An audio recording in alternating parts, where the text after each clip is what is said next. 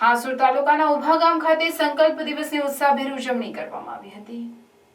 ઉભા ગામના માહ્યાવંશી ફળિયામાં આવેલ આંબેડકર ચોક ખાતે ડોક્ટર બાબા સાહેબના સંકલ્પ દિવસની ઉજવણી આનંદ અને ઉત્સાહભેર કરવામાં આવી હતી, જે અંતર્ગત આંબેડકર ચોકમાં જ્યોતિબા ફૂલે મહિલા મંડળ તરફથી નિવૃત્ત આંગણવાડી વર્કર અને વડીલ કમળાબેન પરમારના હસ્તે દીપ પ્રાગટ્ય વિધિ કરી બાબા સાહેબની પ્રતિમાને પુષ્પાંજલિ અર્પણ કરવામાં આવી હતી। આ પ્રસંગે અનુરૂપ કમળાબેન, મીનાબહેન આંગણવાડી વર્કર સહિત અન્યોએ પ્રાસંગિક પ્રવચન કરતા જ્યોતિબા ફૂલે, સાવિત્રીબા ફૂલે, રમાબા આંબેડકરના જીવન ચરિત્રની માહિતી આપી હતી।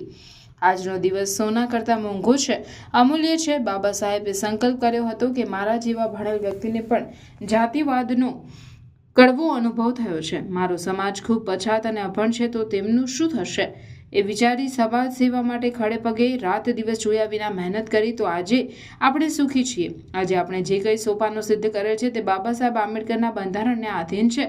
જે બાદ આંબેડકર યુવક મંડળ ઉભાના ભાઈઓ વડોદરા સંકલ્પ ભૂમિ ખાતે બાબા સાહેબને પુષ્પાંજલિ અર્પણ કરવા રવાના થયા હતા।